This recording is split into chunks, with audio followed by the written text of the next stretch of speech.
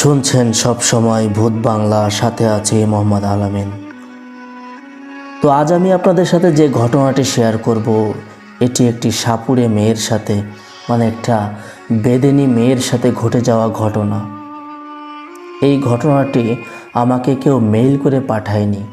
এই ঘটনাটি আমি একটি বেদেপল্লী থেকে, তাদের মুখ থেকে সরাসরি শুনেছি। তো তারা ঘটনাটি আমাকে যেভাবে বলেছে, আমি আমার ভাষায় সেভাবে আপনাদের সাথে শেয়ার করছি। এখানে ভূত বলে কোনো কিছু আছে কি না আমি কোনো তর্কে যাব না। বিশ্বাস করা না করা সম্পূর্ণ আপনার ব্যাপার। অডিয়েন্সদের উদ্দেশ্যে বলছি, এই ঘটনাটি আপনার কাছে অনেক ভালো লাগবে, আমি এটা আশা রাখছি। কারণ এই ঘটনাটি আমি যখন শুনছিলাম দিনের বেলায়, তখন কিন্তু আমার একেবারে গা শিউরে গিয়েছিল। তো ঘটনাটি শেয়ার করছি। আমার নাম সাইমা। আমার বাবা একজন সাপুড়ে সর্দার। যেহেতু আমি সাপুড়ে পরিবারে বড় হয়েছি, সেহেতু সাপুড়ে পরিবারের নিয়ম নীতি মেনেই আমাকে চলতে হয়। আমার মা একজন বেদেনী। গ্রামে গ্রামে মানুষের কাছে গিয়ে মানুষের শরীরে শিঙ্গা লাগিয়ে বিভিন্ন তাবিজ কবজ বিক্রি করে টাকা ইনকাম করত, আর সেই টাকায় আমাদের সংসার চলতো। আমার বাবা যেহেতু একজন সাপুড়ের সর্দার, সেহেতু আপনাদের উদ্দেশ্যে বলতে চাই, একজন সাপুড়ের সর্দার কিন্তু 3 থেকে 4টা বিয়ে করে। আমিও কিন্তু ঠিক তার বাইরে নই। আমারও 4টা মা। একটা মা আমার নিজের, আর 3টা মা আমার সৎ মা। আমার বাবার ইচ্ছা ছিল যে অনেকগুলা বিয়ে করে সেই স্ত্রীদের ইনকাম দিয়ে সংসার চালাবে। আমরা 7 ভাই বোন, এবং আমার বাকি 3 মায়ের প্রত্যেকের পর্যায়ক্রমে 5, 6, 3 এরকম করে সকলেরই বাচ্চা আছে। মোট কথা, আমি যদি আমার বাবার সন্তানদেরকে গুণে আপনাকে বলি, তাহলে নর্মালি আমার বাবার সন্তান 20-এর পরে। তো আলামিন ভাই, ঘটনাটি আমি এভাবে কেন বলছি, যেহেতু ছদ্মভাবে বলতে হচ্ছে আমাকে, সেজন্য কিন্তু আমি একটু প্রায় দিয়ে কথা বলছি, কারণ আমার ভাই বোন তো আমার গোনার আওতায়। তো চলে যাচ্ছি ঘটনাতে। আমি বড় মায়ের সন্তান, সেক্ষেত্রে আমি আমার বাবার প্রথম কন্যা, এমনকি প্রথম সন্তান।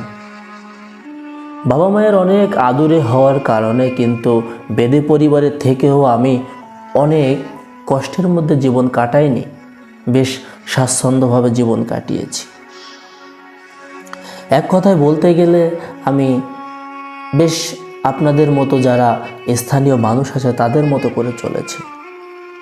তো একদিন আমার মা বাবা পরিবারের কেউই বাসায় নেই। কোথা থেকে যেন 2টি ছেলে এসে আমাকে বলল যে, এ সাইমা। আমি বললাম, হ্যাঁ বলো। তো বলল যে, এই আমাদের বাড়িতে একটা ধবধবে সাদা সাপ দেখা গেছে, তো তোর বাবাকে একটু বলতো যে আমাদের বাড়িতে যে সাপটা ধরে আনতে। তা আমি বললাম যে, দেখুন আমাদের বাড়িতে তো কেউ নাই, আমার মা বাবা সবাই আজ অনেক ভোরে গ্রামে বের হয়ে গেছে তাদের ব্যবসা করার উদ্দেশ্যে। তো সাপটা দেখতে কেমন আর কত বড়? তো বলল যে, তোকে বললাম না সাদা ধবধবে। তা আমি বললাম যে, সাপটা কি কোনো আটকা জায়গায় আছে না দূর দূরান্তে, বা খুঁজে বের করতে হবে? বলল যে, সাপটা আমরা আটকে রেখেছি, তুই শুধু গেলেই হবে। তো আমি মনে করলাম যে, যেহেতু আমিও তো সব জানি, একজন বেদে সর্দারের মেয়ে হয়ে আমি অনেক কিছু শিখেছি। হতে পারি আমি মেয়ে, কিন্তু 10টা ছেলের মতো আমিও সব কিছু করতে জানি। এখানে বলে রাখা ভালো আলামিন ভাই, আমি বেদে পরিবারের মেয়ে হতে পারি, কিন্তু আমাকে প্রথম দেখায় যে কেউ মনে করে নেবে যে আমি কোনো মুভিতে নায়িকা হিসেবে কাজ করছি।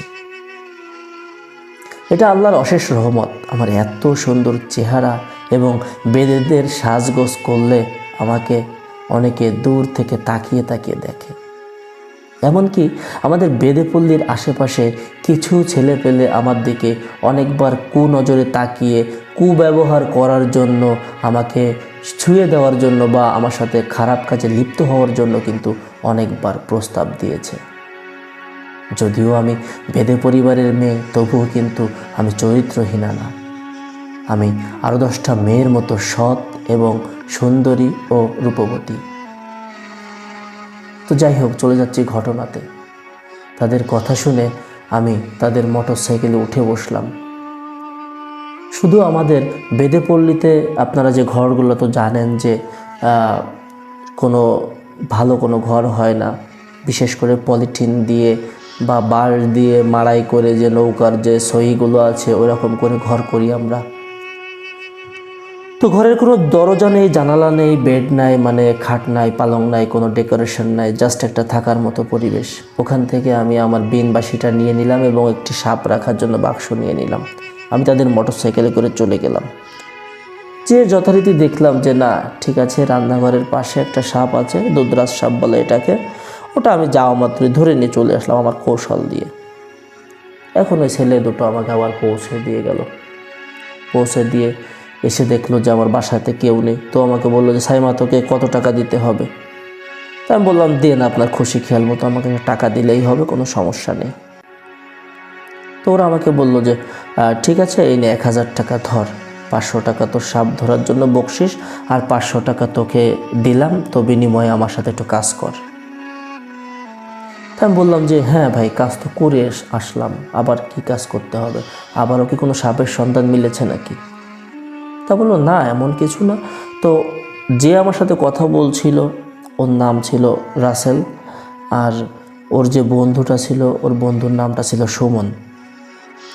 তো রাসেল সুমনকে বললো যে যা সুমন, তুই একটু ঘুরে আয়, আমি একটু সাইমার সাথে কথা বলি।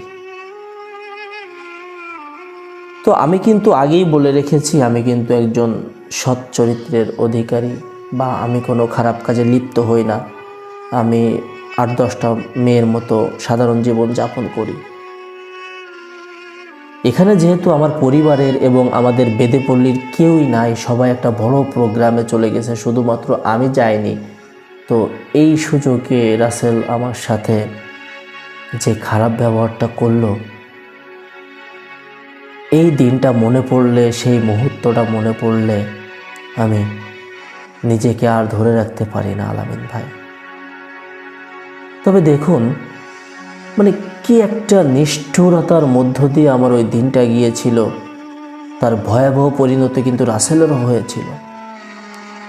রাসেলের বাড়ি থেকে আমি যে সাপটি ধরে এনেছিলাম, সাদা ধবধবে সাপটি, ওইটা কিন্তু সাপ ছিল না, ওইটা একটা জিন ভূত ছিল।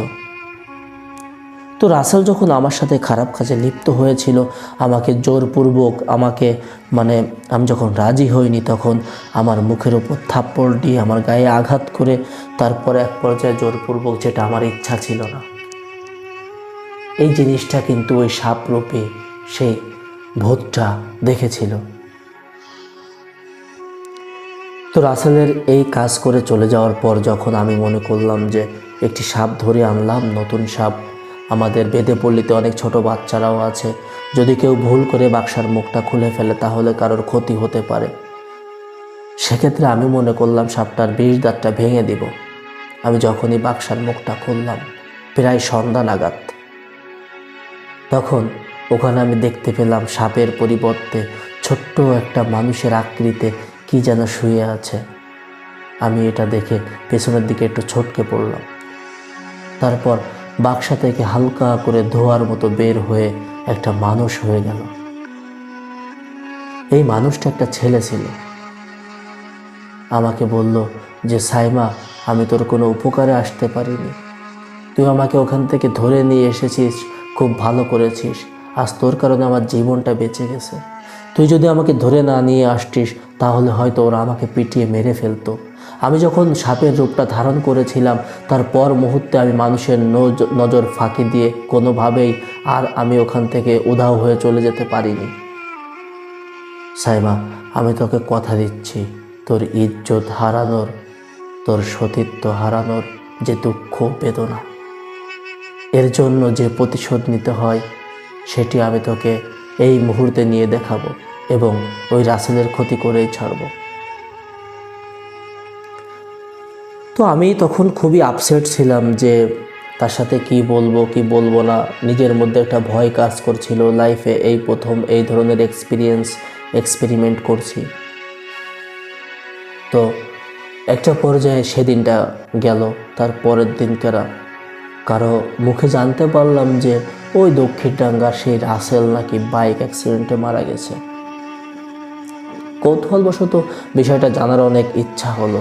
যে বাড়ি থেকে সাপ ধরে এনেছিলাম আমি আবার সেই বাড়িতে গেলাম পরদিন সত্য মিথ্যা যাচাইয়ের জন্য। তো আমাকে দেখে ওইখানে কিছু মানুষ বলল যে কি ব্যাপার সাইমা, তুমি আবার এ বাড়িতে কি সাপের সন্ধান মিলেছে নাকি? তা আমি বললাম যে না, এখানে একটা ঘটনা ঘটেছে নাকি, এই বাড়ি সেই ছেলেটা রাসেল নাকি মারা গেছে বাইক দুর্ঘটনায়, এর জন্য দেখতে এলাম। তারপর তারা বললো যে হ্যাঁ, ওই দিনকার তোমাকে যখন পৌঁছে দিয়ে বাসায় ফিরছিল তখন একটা সড়ক দুর্ঘটনায় সে মারা যায়। তো আলামিন ভাই, এই ছিল ঘটনা। যে দেখুন, একটা মেয়ে যদি সতীত্ব নিয়ে চলাফেরা করে তাহলে স্বয়ং আল্লাহ তাআলার পক্ষ থেকেও কিন্তু তার সাহায্য সহযোগিতা আসে। এই ঘটনাটি আমার সাথে ঘটেছে, কোথায় ঘটেছে, কিভাবে ঘটেছে আমি এত বিস্তারিত আপনাকে বলবো না। আপনি যদি বিশ্বাস করেন তাহলে এই মেইলটি আপনার ভূত বাংলাতে শেয়ার করবেন। তো বন্ধুরা, আপনাদের কাছে ঘটনাটি কেমন লাগলো? এতক্ষণ শুনছিলেন ভূত বাংলার সাথে ছিলাম মোহাম্মদ আলামিন। তো কমেন্টস করে যাবেন। ঘটনাটি অনেক বড় ছিল। আমি যখন সাইমার কাছ থেকে শুনছিলাম ও কান্না কান্না কণ্ঠে বলছিল যে ওর সাথে যেটা ঘটে গেছে। একটাবার ভেবে দেখুন তো, যদি আপনার পরিবারে কেউ না থাকে, আপনি একা একা আছেন, দুইটা ছেলে এসে আপনার সাথে জোর জুলুম করে শারীরিক কাজে লিপ্ত হলো, এই মুহূর্তটা কেমন হতে পারে? এই যে নরপিশাচের যে কাজটা, এইগুলো যারা করে থাকে এদের কি শাস্তি হওয়া উচিত? আসলে সাইমার সাথে যে ঘটনাটি ঘটেছিল, এই ঘটনাতে একটা শিক্ষণীয় বিষয় আছে।